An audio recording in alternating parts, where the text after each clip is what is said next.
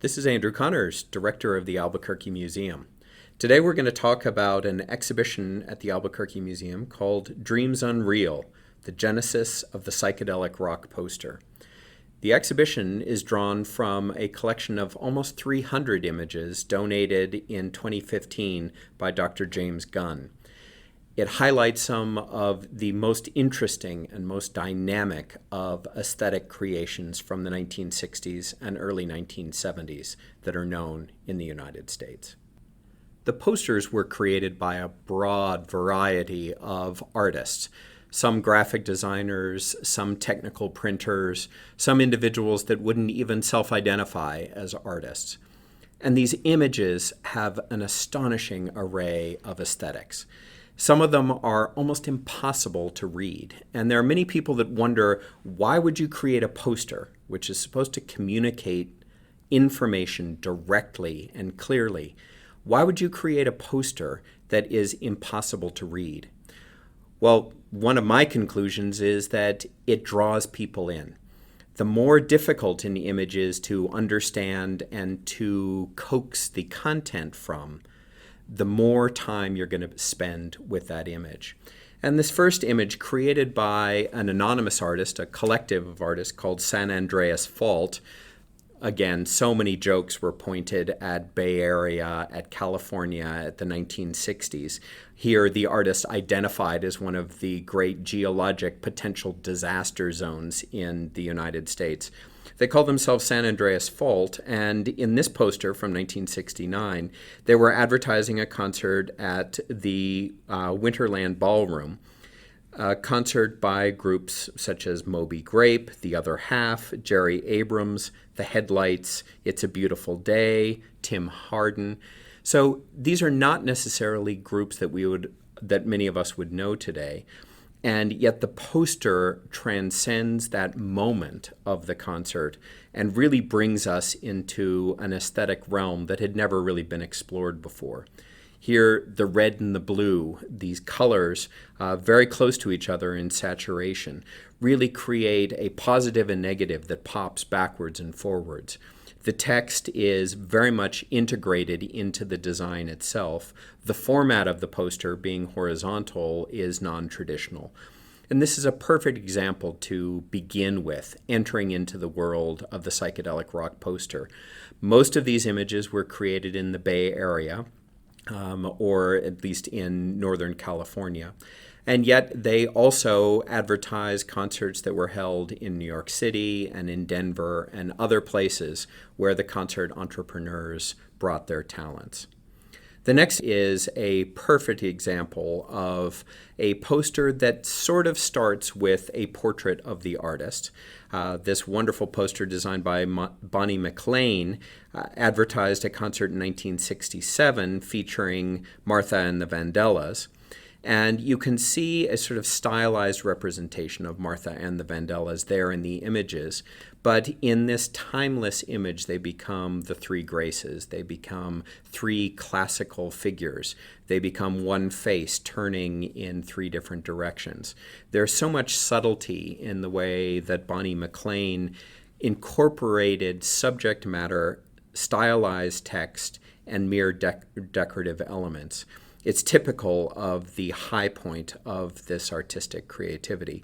And it's interesting in this example to see by 1967, there was already a mature aesthetic that had developed. The poster artists pulled their imagery from all sorts of places. There was an astonishing diversity of borrowed and collaged images, most of which were taken completely out of their original context. In this poster, created by Alton Kelley and Stanley Mouse in 1967, they were ostensibly advertising a concert by Buffalo Springfield. But here you can see that very strange image in the middle of the poster. It is probably a water turbine from a power generating plant, but it looks like a creature out of a Hieronymus Bosch painting or a Max Ernst surrealist collage from the 1930s. What it has to do with Buffalo Springfield is anybody's guess, and this is a typical example of these posters asking more questions than they answer. And I would love to be able to talk to Alton Kelley and Stanley Mouse and figure out why they chose that image.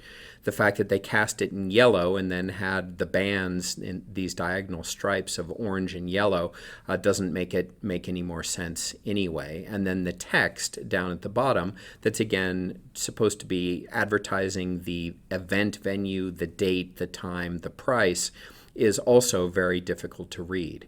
So these images were clearly designed as sophisticated experiences in and of their own right. They were not simply commercial advertising. The next image by Rick Griffin and Alton Kelley combines, again, this odd assortment of images. The central image there, right under the word bloom, that's up in the top of the frame, shows a nuclear test blast from the 1950s, probably in the Nevada desert. And then there's this disembodied hand that appears to be lifting the cloak off of what would later be revealed to be a Rene Magritte style sculpture. And then another disembodied hand that's holding what is actually a representation of a turquoise mosaic double-headed serpent created by the Mexica people in central Mexico, probably in the late early 1500s.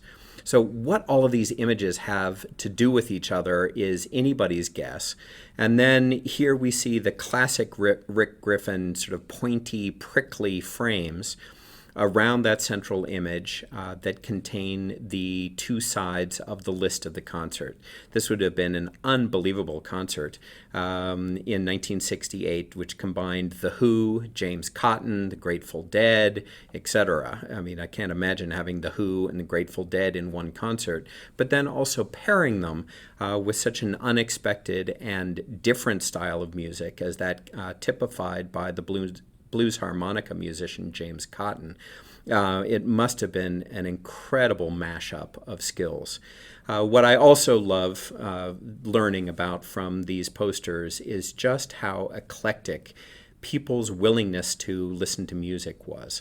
There were so many different and odd combinations. I don't think many modern audiences or contemporary audiences would have necessarily enjoyed the combination of traditional blues harmonica combined with the music of The Who, possibly with the Grateful Dead. That seems to make more sense.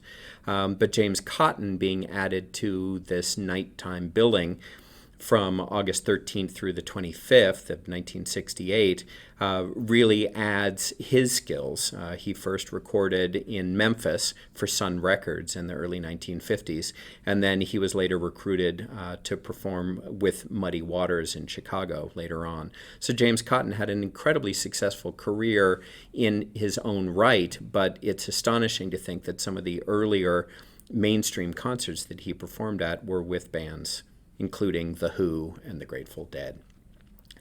One of the images that I think is a perfect example of the mashup of these strange image sources was created by Bob Schempf in 1967. And he created this poster for the bands Lothar and the Hand People, The Doors, Captain Beefheart and his Magic Band, and they were performing for a production company called the Denver Dog, and in Denver, Colorado, in September of 1967. But the central image of this poster looks to celebrate music. And here a group of young women are coming out in their flowing robes, leaping into the picture plane, playing their cymbals and their hand drums and their horns. They seem to be musicians themselves. But this image, ironically, comes from the Old Testament. It is an illustration by Gustave Doré, the French illustrator, and it actually illustrates a scene from the Old Testament. And the scene is that if the man survived his battle, he vowed to God that he would sacrifice the first thing that he saw when he returned home.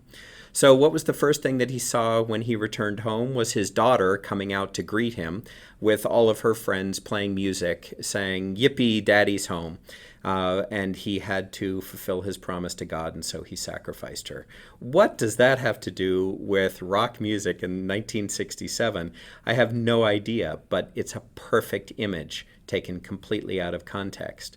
And in this poster, you really have to work hard to get the names of the bands. Up in that upper archway, you see the name Lothar and the Hand People and the Doors, and then down below Captain Beefheart and his magic band.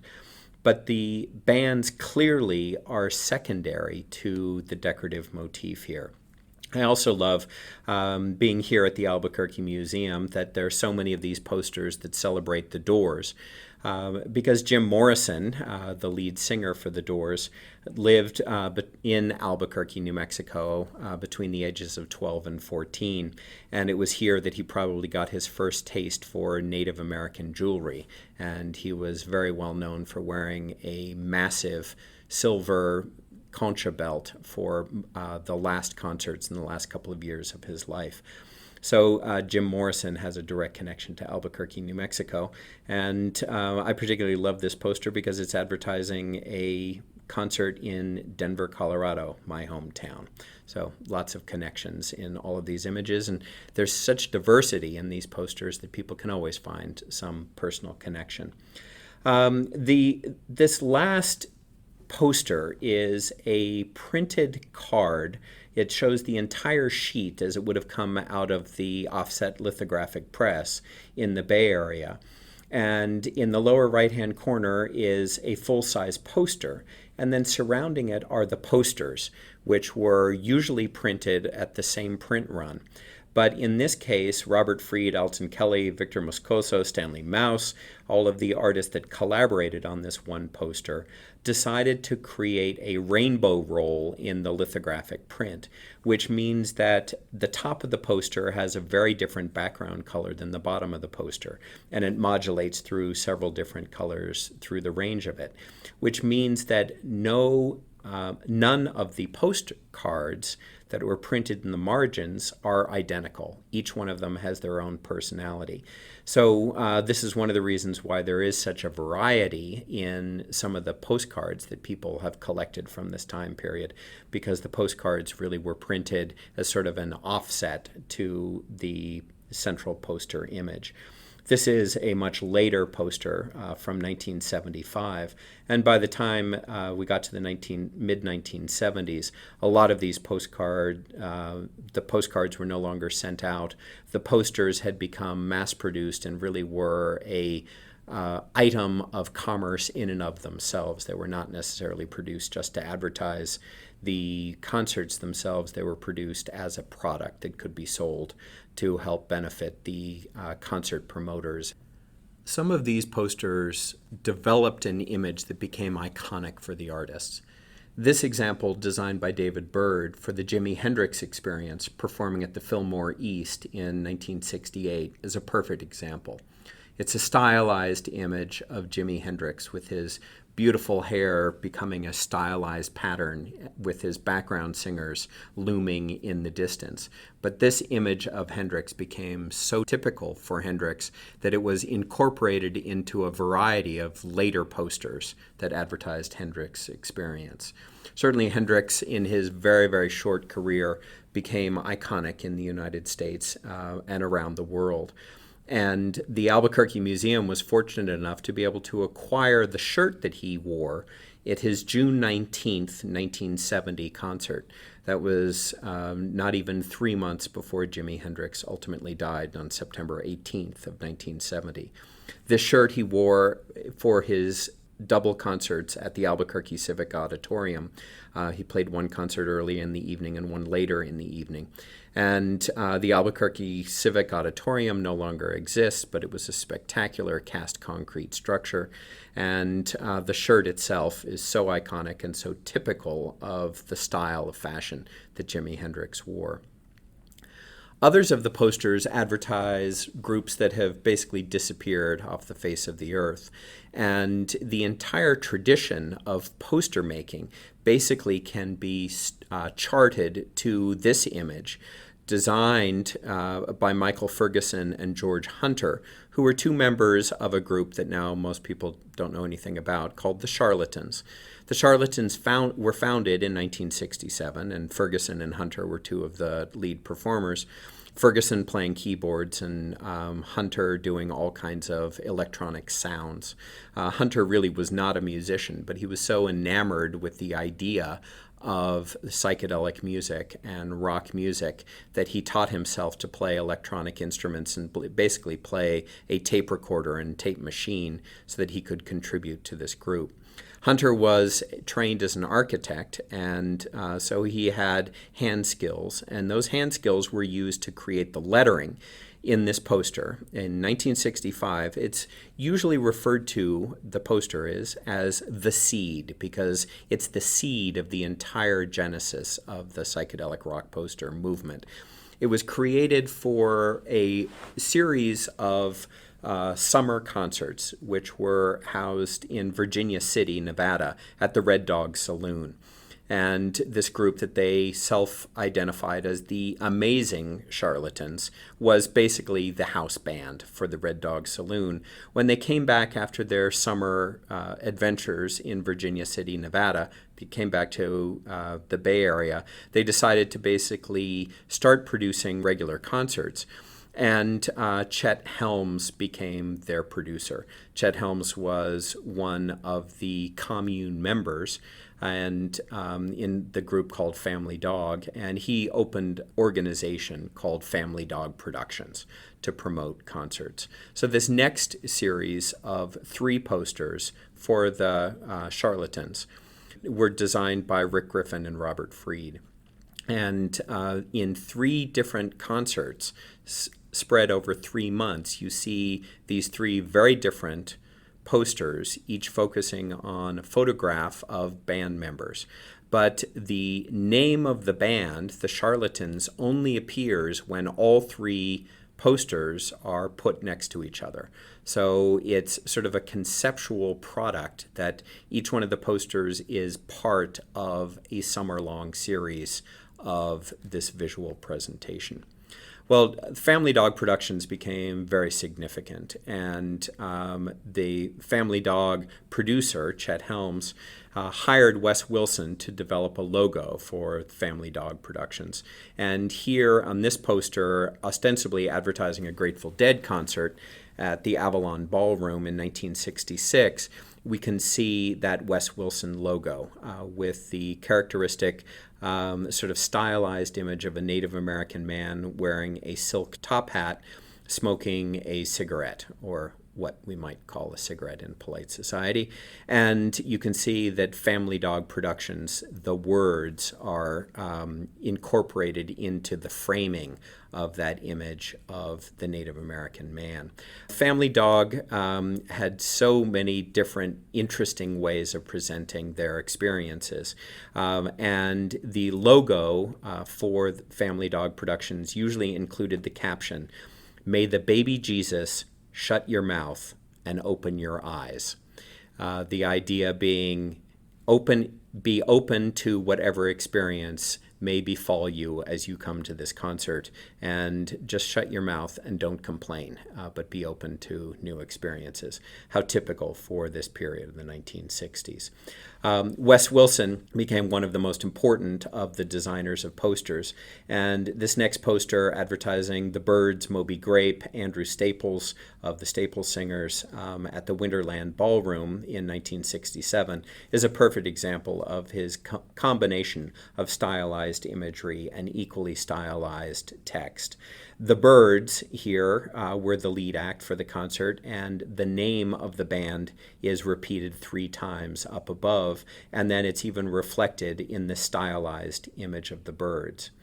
Alton Kelley and Stanley Mouse produced some of the most iconic of images from this period. In 1966, they generated this image for a concert for the Grateful Dead, and this image then went on to influence album covers, all of the iconography of the Grateful Dead from this point onward, from 1966 onward. And here you can see the skeleton and the roses, motifs that repeated over and over again. And you can also see, again, hanging from either side of the text, the two stylized motifs or the logos of Family Dog Productions.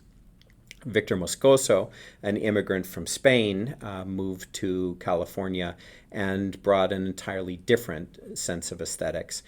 This image advertising Big Brother and the Holding Company, Lee Michaels at the Avalon concert space in 1966, again shows that stylized image of the Native American man wearing the top hat from Family Dog Productions. But here, instead of glasses or eyes, he has those swirling psychedelic blue and red pinwheels. And you can see Big Brother and the Holding Company, a band that became iconic probably mostly because of their lead singer. And this image then also has become iconic and classic for that moment. And finally, we get to Rick Griffin, one of the great graphic artists and designers and painters. Rick Griffin became known for so many of these iconic images that, again, he created for the Grateful Dead. And here, incorporating the skull and crossbones, which actually probably dates back not just to the period of the pirates, but to the period of pre-conquest Mesoamerica. The skull and the crossbones became iconic for the Tzompantlis, the skull racks of the Mexica people, and before them, the Maya people.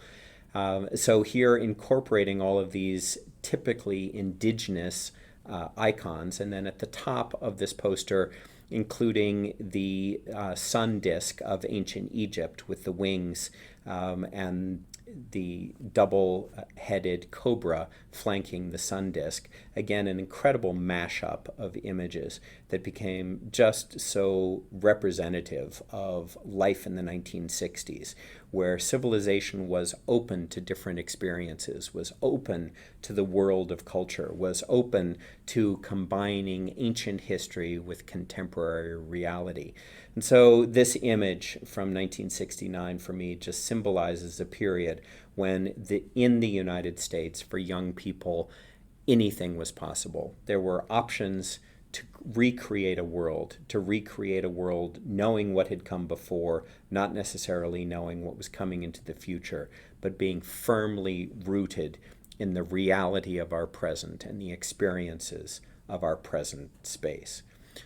This exhibition, Dreams Unreal, the genesis of the Psychedelic Rock Poster, brings to life so many of these American moments and celebrates a point in time where anything was possible.